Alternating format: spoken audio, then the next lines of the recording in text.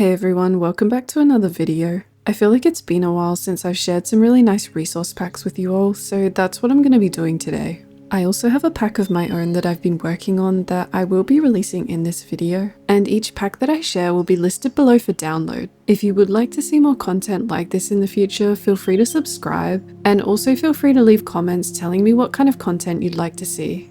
The first resource pack I'll be sharing is Mizuno 16 Craft. Mizuno 16 is a cottagecore theme resource pack with a warm and desaturated aesthetic that runs consistently throughout its textures. This pack is by far my favourite pack to build with. I love how it introduces subtle tones in blocks like the sandstone. This pack also features some beautifully painted stone blocks. The granite has a really unique look too, and I think it works so well in different builds as floors. I also really love how the brick blocks are a lot softer and yellow in tone compared to the vibrant red in default. It definitely gives a much cozier vibe to builds if that's what you're going for. Over here we've got some really cool stained glass blocks. I've used a bunch of these variants in my own builds and they're really fun to mix and match with different color palettes. Another really nice feature in the Mizuno 16 pack is the use of shulker boxes. They've been retextured to look like fruit crates, gifts and suitcases, which I think is such a fun and creative detail. All of the beds have also been updated, as you can see here. I really like the simple checkered light grey bed. The boats in this pack are some of the best cottagecore style textures I think I've ever seen. I especially love the birch boat with the lily pads. One of my favourite things about Mizuno 16 is the use of double slab blocks. There are so many unique textures you can unlock just by stacking slabs, like this really nice white tone plank block I've used in a few of my own builds. There are tons of others too, especially some of the lighter toned brick textures, and bring in a bunch of new blocks that are really desaturated and nice to look at. Here are all of the glazed terracotta blocks as well. Over on the right side, we have many of the grass and dirt variants. I love the grass block texture with the little clovers painted on the sides. This is how the grass blocks look like in a natural Minecraft seed, and I really like the darker tone to the Potz block. Next up we have all of the leaf variants, and I think they're really beautifully textured. I personally really like the birch leaves, and I think they make the birch forest really cozy, along with the cherry leaves as well. All of the flowers have been updated so nicely. I love how Mizuno's makes them look a lot more full and more vibrant. And the stems have a soft olive tone that I personally prefer over the brighter green in the default textures. My favourites are definitely the azure bluet and the tulips, but I think all of them fit perfectly into any garden setting. I'm also a huge fan of the sunflower and the lilac and the rose bush, especially since the roses lean more towards pink than red. The lily pads are absolutely adorable, especially the double ones and the little ones that have tiny white flowers sitting on them. The melon and pumpkin blocks are super cute too. I like all of the bee related blocks, like the cute little hive. Here you can see all of the utility blocks laid out, and next to them are the pottery shards that have all been turned into pots. I really like how this pack gives them a more yellow tone rather than the default red. Finally, these chiseled bookshelves are just the cutest and look even better once you place books inside of them. Overall, Mizuno's has been such a beautiful pack to build in, and I personally think it ranks as the #1 cottagecore texture pack in Minecraft. The next pack I want to share is Better Leaves. This resource pack gives Minecraft's leaves a bit more depth and texture. I really like this pack specifically because of how the leaves stick out slightly further, which help make the trees look more natural without straying too far from Minecraft's original style. And it's just a great option if you want the foliage to feel less blocky. The third pack I want to show you is called Autumness. This pack is autumn themed and turns all leaf blocks into beautiful shades of red, orange and yellow. It adds a really nice vibe to the game if you're looking to bring some autumn colour into your world. I've used Autumness in a couple of my own projects like the Glass Palace, and it's definitely my favourite autumn overlay pack. Something I like about this pack is how the colour of the trees change depending on what biome you're in, creating a really nice ombre look to the trees. So overall, this overlay is really great if you're looking to add simple autumn tones just to the leaf blocks. Next up, we have pixel paintings. This is my Japanese collection painting overlay pack, made in addition to the cottagecore painting pack. This overlay adds a collection of vintage style Japanese inspired paintings into the game.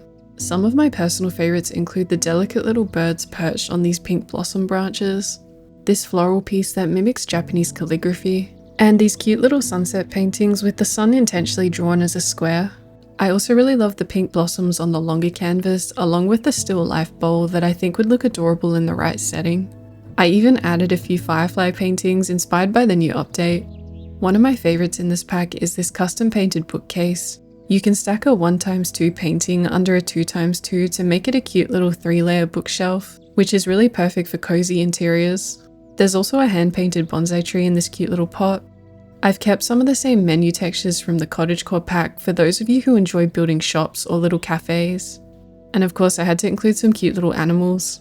My favourite of the mini 1x1 customs is definitely the red panda. Overall, I was aiming for a nice pack that could be used in cottage style or Japanese style houses, and I focused on adding soft tones throughout the paintings to keep within that style. I really hope you like this pack and it's something that you can use in your own builds, and please give me any suggestions on what other pack overlays you think I should make. This pack will be available upon release of this video to download, so make sure you check it out. Next up, we've got 2 beautifully made overlays by the same creator. First up is the Vine and Leaves Hotbar, which gives your hotbar a really nice nature-inspired theme. I love how it's fully transparent with delicate white flowers forming a border around the items you're holding. The health bar is a really pretty colour, and the hunger bar is especially adorable, featuring cute little leaves as icons. Then there's the Vine and Leaves GUI, designed to match perfectly with the hotbar, creating a really nice woodland feel to the game. Together, these packs replace the default interface with a much more calming and immersive forest vibe. And I'm a huge fan of the darker and warmer colour palette. I find it really cozy and it feels a lot less harsh than the grey default interface. I also love the beautiful pixel art vines that cascade down the sides of your character in the inventory. Overall, I really love the vibe that these 2 packs bring to the game. Another GUI resource pack that's probably my favourite right now is the Overgrown Flowery GUI, especially when paired with the Overgrown Flowery Hotbar.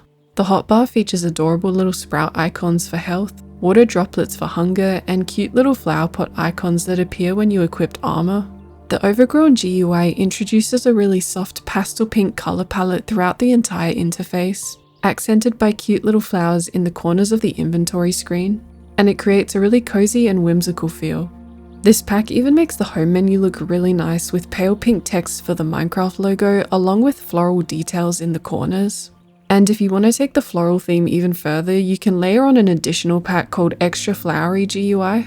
This one adds even more decorative flowers around your character and increases the spacing between each inventory slot, giving everything a more open and garden-like aesthetic. Another really nice GUI pack to include is the Farmer GUI, which features cute little tomatoes as hunger icons and a very warm and soft brown layout. The soft brown tones are really calming to look at, and I feel like it really fits in well with the overall vibe of Minecraft. Since we're on the topic of hotbar packs, a couple more are worth mentioning. First up is the Cottagecore Hotbar, which features mushrooms as the hunger bar and leaves for the health bar, along with little white daisies bordering the item slots. And the Teddybear Hotbar, where an adorable bear holds your items and cookies replace the hunger bar. Finally, we have the Flower Pots pack, and this one is absolutely adorable. It gives the original flower pots a lovely upgrade by adding more dimension to their shape. It also adjusts the height of the flowers when placed inside them, which I've always wanted in default.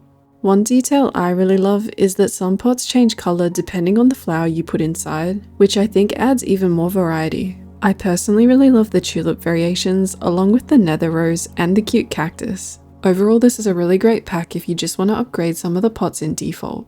So that's it for this video. I hope you were able to find some new packs from this list. They'll all be linked down below, so make sure to go check them out for yourself. I really love making these pack reviews, and you'll probably see another one very soon, so make sure to subscribe to stay notified. And lastly, I just want to say a huge thank you for all of your support on my builds and content. You're the reason I get to follow my creative passions and keep making these videos, so truly thank you.